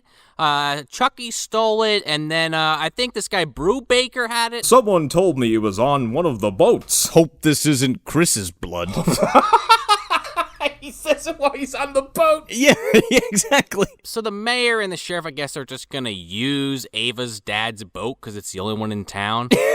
Right? Is that what we're doing? Use the boat. Which one? Well, the boat. Oh. Yeah, what the fuck? They're just like, hey, that dead guy's boat, we're gonna steal it. He would have wanted it this way. Let's use it. He hated ghost sharks. Well, Blaze, he's driving the car and he stops because they got the fucking fire hose going. He's trying to get these kids to stop. And these 4 or 5 kids come up and start giving him lip. And he sees like the blue flash coming out of the fucking fire hydrant. And he's like, fuck this. And he floors it. Well, he's yelling at these kids to get out of the street. And they're like, fuck you. They confront him like the suburban Lost Boys. Yeah. Basically, they're like, who the fuck? What do you get the fuck out of here? Yeah, they're like, you paid a toll for you cross this fire hydrant. Well, he's like, oh, I know it sounds crazy, but there's a fucking shark. And then like Cicely points. She's like, oh my God, here it comes. So he floors it, and then they all run away, and the shark hits the side of his truck. Doesn't hurt Cicely at all, of course. And she's fine. She should be a pancake, but she's just okay. Yeah, that fucking shark T-bones that goddamn truck. Oh, yeah. He gets out and looks at the dam, and she's like, fuck, I just got it fixed. Another dead girl in my front seat? God damn it. Well, then there's like, I guess like the car's like too fucked up to drive, so he's like gonna go run away. But there's like a little bit of a puddle there, so he's gotta pick her up because the shark's coming. Well, he picks her up because she can't walk. Oh, right, because of her knee, right. Or she can't run, rather. So he picks her up. And then the little kids, the little Lost Boys, come and they're like all fucking crowing and shit. And they're like, we're gonna get you. Kill the lawyer. The kid in the front, he's like feeling on the ghost shark's face, like pushing it away. Putting his hands under it, saying, yeah. Oh, there you are, Brody. And then he gets his fucking head bitten off. Yeah, these 2 kids in the front, they get the old split. The shark comes along, bye-bye upper torsos, and you have these 2 kid legs just flopping about in the street. Yep, and not convincing at all. At this point, I was thoroughly done with this movie's bag of tricks, and I was like, I don't even give a shit that you just murdered 2 kids. No, because it's just the same kill over and over again. Up the body count for 0 reason. Rawhead, going back to the literal first episode of the show, Rawhead Rex had one move, and yeah, that was at least a little bit entertaining. This starts to get a little trope quick. Look, you want to know why? Because when Rawhead's doing the raspberry, it's a guy in a suit rubbing his face all over an actual person. Going... Yeah, it's not a CGI monstrosity doing a CGI kill that's just recycled over and over and over again. True. That and, like, look at Rawhead Rex and just tell me he's not goddamn hilarious looking. Oh my God, he's lovely. Just like, you're a monster.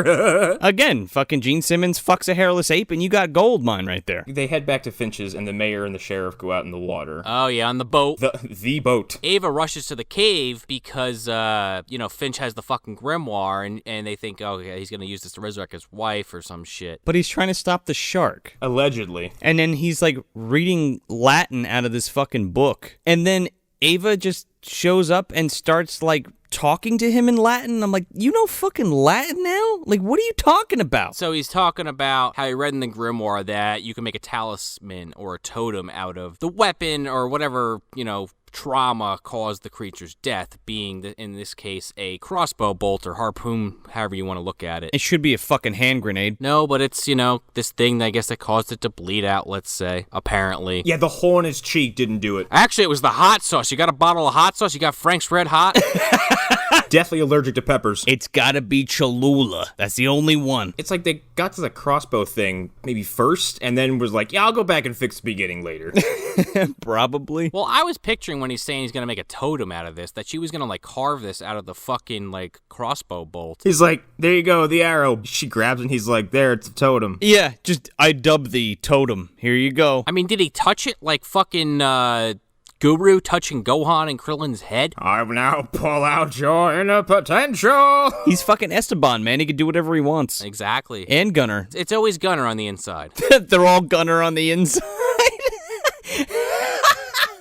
I need that on a shirt, man. They're all Gunnar on the inside. Yeah, and then he's like, that's how you kill a ghost shark. I'm gonna go finish my bottle now. I'm gonna go lay down with a bottle of booze. You see this harpoon? Haven't handled one of these babies in 25 years. And then I believe we go back to the boat. And they're chumming for the ghost shark. Yeah. And it's like, that's not how this fucking works, dumbass. How do you chum for a ghost shark? Do you throw ghost meat into the water? Like, do you have a bunch of, like, chopped Ectoplasm? slime? Well, the sheriff's like, hey, this is kind of a stupid idea, don't you think? And he's like, well, he knows we're coming after him, so we got the upper hand. And it's like, what? Yeah, his logic is like, yeah, well, we're gonna go to where this all started, out in the middle of the fucking ocean. And I'm like, yeah, good one. 100 feet off the coast. Yeah, right next to the cave. He goes to the sheriff, help me chum some of this shit. Yeah. And the sheriff is just like, we are the chum. Like, we are the Walking Dead. Okay, thanks, buddy. Thanks, Rick. Oh, man. Basically. I'm not locked in here with a shark. The shark's locked in here with me. Yeah. The sheriff's like, how are we going to kill this thing? He's like, and then the fucking mayor's like, you got to be willing to die if you want to kill it. What? And I'm like, what are you talking about, man? Is your fucking plan to be murdered by this thing and come back as an angel and just fight it in like an act of God? Like as a ghost and then fight the ghost shark as a ghost man? One has to be a ghost to fight a ghost shark. I got some bad news for you, buddy. With the shit that you've done in this film already, you're going straight to hell. You ain't fighting any ghost shark. You tried to arrest your son. That would have been a cool concept, though. Yeah, just an extra scene after he gets murdered. Spoilers. He's just like him in hell. Like, I should have been able to fight the shark, damn it. I'll see you in hell, Chris. He brings the undead army from Lord of the Rings. That would have been an interesting idea if, like, the ghost shark when he killed people, like, their ghosts were just, like, hanging around. Like, it haunts the ghost shark, like fucking American Werewolf in London. You fucking ate me, and the shark's like, I don't understand human.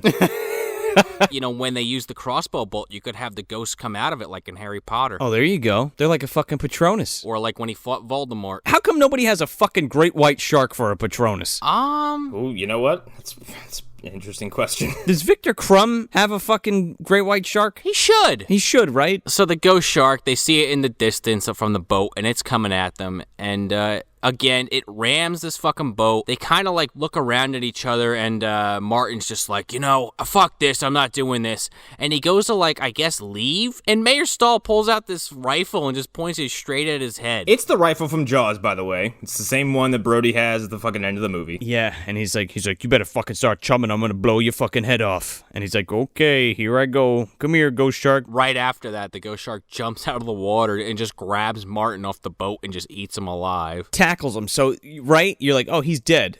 And then we cut, and he's in the water getting fucking quinted all over the fucking, you know, like he's like halfway in his mouth. Yeah, and then they try to, I guess, to like also have their cake and eat it too, because they do the thing where he's looking down the fucking scope of the rifle and it's like aiming for the air tank in the mouth. Yeah, we're eating the whole goddamn cake. And then some. We're having the big chocolate cake from fucking Matilda. We're even eating the extra slice with the hair on it. We sure are. Stahl goes into like the bottom of the fucking ship, I guess, to get away from this ghost shark.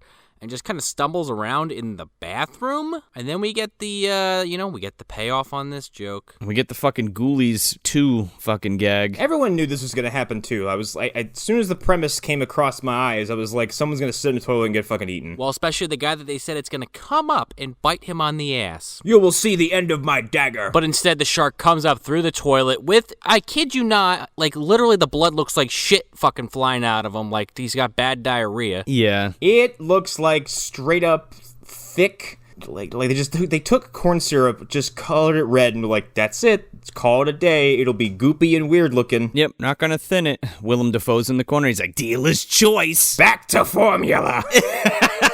What did I tell you about sharks on the toilet? So yeah, he gets ground up in the fucking toilet, and his legs are sticking out, and yeah, Mayor's dead. Whoop-a-dee-doo. So this, the whole end of the movie takes place in and around Finch's lighthouse. The whole movie takes within a mile of Finch's lighthouse. It really does. This movie ends 4 fucking times. It's worse than Return of the King. I was waiting for Frodo to go off with the fucking elves. Bilbo. Friggin' Legolas and Gimli rowing by on a dinghy. Oh, have a good one. Great job. Watch out for the ghost sharks, Frodo.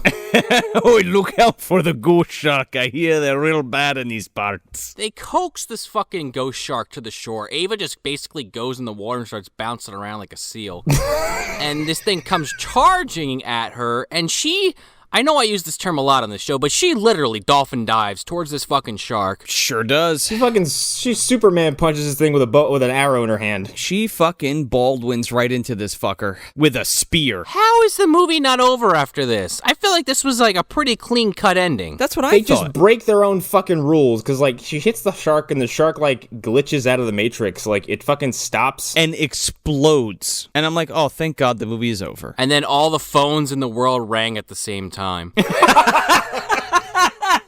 I will announce my presence by sending a bunch of ghost sharks to come through everyone's telephone. Dr. Angelo just fucking kicks his feet up and takes a sip of his fucking Bushmills. He's like, my work's done. So Finch goes to get the arrow from the water. Surprise! The shark is not dead for some reason and bites off 2 of his fingers. And then we're back in the fucking cave again, or his like underground lair in the fucking lighthouse, and he's like bandaging himself up. He's like, didn't work. Guess we gotta try something else. He really is Plumber, for fuck's sakes. Ah, shit! Here's my card. Like, Gunnar's on the inside screaming, like, come on, guys, get it together. Is this where he's like, I killed my wife? He tells them he killed his wife. Straight up. He's just like, yep, drowned her. Killed her. She's dead. And I'm like, oh. We used to get into scuffles, and it always got she was kind of violent. Not me. He says this as it cuts to him shoving her underwater and drowning her. He's like, yeah, she used to get pretty violent. He's like, we drank a lot, and then she hit me with a fucking antique she found on the ground, and then I choked her to death and then drowned her. And they react to it as if they just got told the movie they wanted to see was sold out. They're like, oh. Oh, that's interesting. Okay, let's get some dynamite. So you did do it. And he's like, yeah. I got away with it. What are you going to do? They always thought I did, and I really did do it. He sells this story with full sincerity, and then they're like, okay, well, we still got to kill the shark. He's like, well, I just told you I killed my wife, so none of you can leave. Here's the other thing with that. He kills her in the fucking cave, under the exact circumstances that bring people back. Right. And the fucking runes are lighting up on the fucking wall and shit, and this woman never comes back to life and kills anybody. Yeah, we never see the ghost of this woman, even though, like, the Finch has been yelling about her ghost the entire film. And that's why I thought it was in the shark. Right. But it's not, and it should have been. No, it's instead this... The Drainiac fucking references are going to continue, unfortunately. Time for an exorcism or whatever. So he runs off and he fucking locks them in there. He's got a shotgun, basically, he had pulled on them to get them to stay there. Well, who do you think he got it from? Hello! Oh, God, yeah. I think you're right, Connor. She left it in the corner, man, next to the wheelchair. She was waiting for this day. She had so much planned. They get out of this so they're locked in, and then fucking Jailbait uses her fucking rhinestone belts to, like, unlatch the door or whatever. Where'd you learn how to pick a lock? From you guys. Yuck, yuck. I don't need it. I mean, she is the master of unlocking. Yeah, Barry was there looking for her. Yeah, there you go. She can open that fucking desk drawer now. So then we get a fucking, like, 10-minute fucking scene of them going to get dynamite. That's, like, behind this fence that they can't pick the lock to, so they run it down. And then they break into a van that has one singular old school fucking one-eyed Willie fucking Chester Copperpot box of fucking dynamite that they take out. And then they just load it up and they head back to the cave to blow it up. Yeah, and by the way, the amount of dynamite they take with them, dynamite's really powerful. Yeah. Yeah. And movies undersell how powerful dynamite is. Like, I think one stick of dynamite would have taken out this cave. I think the lighthouse would be gone. This would be a crater. Yeah, there's like 13 bundles of 5. Yeah. People in the next town over would feel this shit. Richard Mull's back in his fucking underground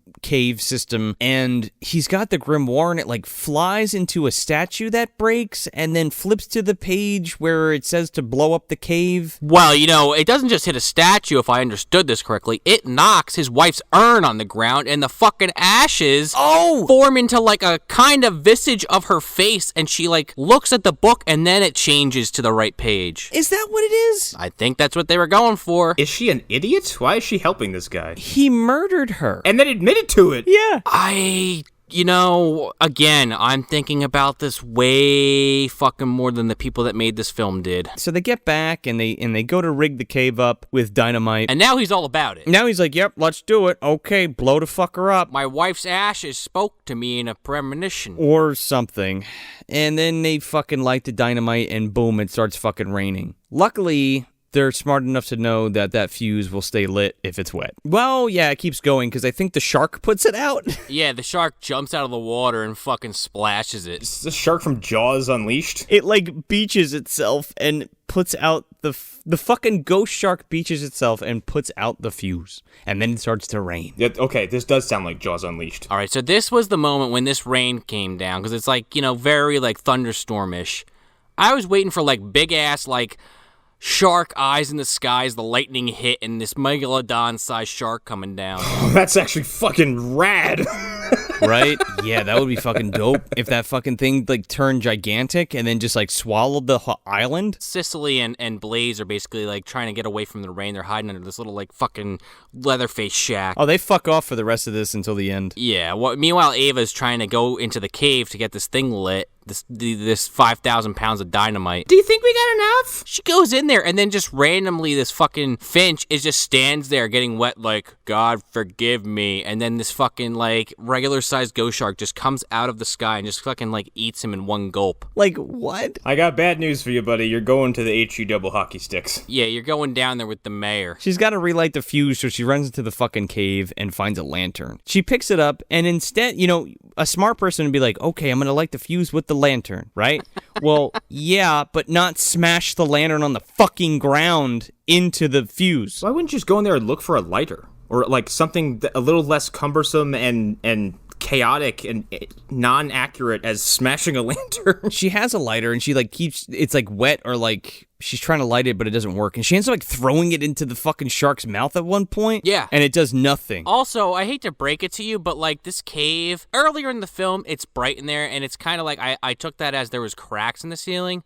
But now it's like the middle of night, it's downpouring, there's no rain getting in, no light getting in, but the place is still totally lit up. It's beautifully lit. If she were gonna throw that lantern down, she ain't getting out of there. It'll be pitch black. No fucking way. And she gets to like the mouth of the cave right before this goes off and she gets blasted into the water. She does like fucking 20 fucking Mario front flips into the water. She would have been pulp. Yes. Well, mind you, also, as she's running out, she trips as the shark jumps out trying to get her and she knocks herself out for what feels like an eternity and still survives. Then all of a sudden she's in like fucking 100 feet of water, but she lands like where Rumpelstiltskin's fucking stone gets thrown at the end of the fucking movie, like right on the bank there, right on the shore. She picks it up, looks at it, puts it back down. Not interested. She's like, this won't be relevant yet. I'm not ready to have a kid. I need to wait until the Titanic disaster. I have to wait till T-Day.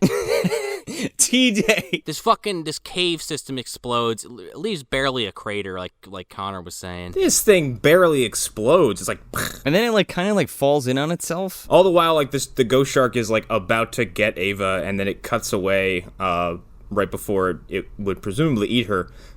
Cave explodes, and then Susu, Sulia, and Blaze are like, no! You know, Ava, she's in the water, and she saw that move that kid was doing earlier.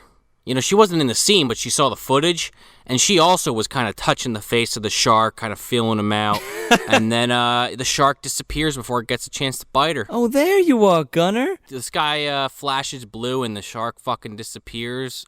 Like it gets sucked into fucking oblivion or something. Yeah, it gets sucked into a Soulnado. I don't know. And then we get the biggest facepalm of the whole fucking movie, where I don't know why they need to do this, because their fucking truck is right there next to the lighthouse. But the three of them swim off into the distance. Why do we jump in the water and then just swim into the middle of the... They swim back to shore. No, they're swimming away from the shore. Why? Clearly, the reference is the end of Jaws when they're swimming back to land, which is just okay. Fine, you're gonna hammer me with this, but the killer for me is you have that going on, which is already a major facepalm, and then you have Blaze basically just joking about all their friends' deaths. Yeah. He's like, sorry about your dad. Yeah. Taylor, Cameron, Mick, they're all dead, huh? Huh. This kind of sucks, huh? Let's keep swimming. I didn't really like any of them. Did you? Yes. Oh, awkward. Sorry about it. Let's swim into the middle of the fucking ocean. Credits. Fuck this movie. Yeah. Fuck, dude. This movie's a piece of shit. Like, man, where are we putting this? I'm kicking this movie into a Sharknado, which then gets absorbed by the same tornado that killed Jonathan Kent in Man of Steel. And then that tornado is going into its own containment dumpster, and then that's where it's going to be buried underneath layers of titanium. The containment dumpster. Now that's a new one. Oh, man. Fucking the light is green, the trap is clean. We have plenty of containment dumpsters. We have them to spare. There are movies like this that go there. In this case, though, Joe, you got to say, light is blue. You got a problem. Listen, this is bad. This is bad news because some Walter Peck motherfucker is going to come and John Hurt is going to let all of the fucking dumpster dwellers out of that fucking thing, and it's going to be a nightmare. Pull the lever, it'll be funny. You do your job, pencil neck. You don't tell me how to do mine. Yeah, this movie's bad, and it's not even bad in the way where you can get a bunch of friends drunk to watch it, because you'd just be bored. There are better sharksploitation movies out there, and I don't even like that genre, and I'm kind of sick of it. It's kind of like Titanic 2 in that sense, where you have a premise like this and you have the audacity to just go middle of the road with it. You didn't do anything special. This is dumpster for sure for me. It broke my streak, this movie, of having everything on the shelf, by the way. I'm going to kind of like piggyback off Connor too, where it's like, for a sharksploitation movie, you have not delivered on any of the things that I would have expected. And the thing with this is like, I fully expected it to be like stupid, crazy garbage, right? But it doesn't even hit those levels. Like, it's almost like too tame in a sense. Yeah. Yeah. And to the point where like, it takes itself super seriously, which I'm totally about that. But like, it's boring, and that's the problem with it. Like, you could take it seriously and be fun and good time, but it just doesn't do that. It's just aggressively mediocre. And again, like, if you hit the epicenter, like the eye of the storm in sharksploitation movies, or the proverbial Sharknado, this is right in the center of it. Like, it's the quiet part where it's like, whatever, go shark, whatever. Yeah. In the dumpster. Yeah, this is a dumpster movie without a fucking doubt. You know, as I was watching this movie, it was pretty easily a middle of the dumpster movie, and then like that last 20 minutes kicked in, and it just fucking nosedived to the bottom. Because, you know, I didn't hate it. You know, I didn't hate it for most of the movie. Like, it was a little boring, but like the kills, as stupid as they were and as bad as they looked, like, I got a chuckle out of a lot of them. You know, just because of the wackiness of this fucking film. I love the idea of Sean looking at a movie going, "You're working against yourself, stop it." It is, and it's already a bad movie, so it's like kind of pains me for it to like, you know, make a bad movie make itself worse by just like not knowing when to end. Yeah. Not knowing when to pull the plug, let's say. Oh, it overstays its welcome for sure. Yeah, like if you want to have the big crazy thing at the end where it's raining and you gotta blow up the fucking cave, like just do that. Like don't have this whole totem bullshit, or, you know, you drop the cave thing and just have the totem, and, you know, maybe you have your one more jump scare at the end where the guy gets bit and you take care of it in 5 minutes, not 20. Yeah, don't restart the fucking movie over again. Right. You know, it's at the bottom of the dumpster. You know, I can only imagine after, you know, how many episodes? 60-some episodes we've done so far. There's got to be like a thick brown sludge at the bottom of this dumpster that this fucking proverbial ghost shark is just swimming through, and that's where it lives. It's swimming around, eating bad movies, getting shittier by the day, because that's just what sounds right to me. It's getting bigger. Oh boy.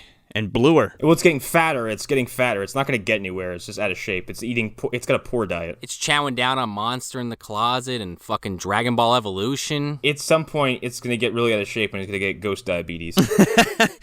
This moldy fucking fruit snack of a fucking movie. So that's it. That's Ghost Shark from 2013, directed by Griff First. Hey everybody, if you want some more bad movie goodness, you can check us out at MovieDumpsterPodcast.com. Subscribe to us on iTunes, Android, Stitcher, Spotify, Google Play, or Podbean, and make sure to leave us a 5-star review if you dig the show, because it helps us get out of the bottom of the dumpster into more eardrums. Yeah, and if you're on the social medias, you can follow us at Movie Dumpster on Instagram, Facebook, and Twitter. I'm Joe Lascola. I'm Sean O'Rourke. I'm Connor McGraw. Thanks for visiting the dumpster. Maybe you can help us figure out who did. Why don't you ask the other witnesses who were here what they saw? I don't have time to listen to this nonsense anymore, Ava. It's not nonsense. It's fact. A fact that's going to swim up and bite you in the ass if you don't wake up. Shut up. We appreciate your concern. With that being said, you better get out of my sight before I have you locked up. You hear me, Missy? I didn't stutter. But you don't. Shut up. Stay out of my way. Shut up, son. stay away from Cameron and stay out of my way. Let's go. Get out of my way.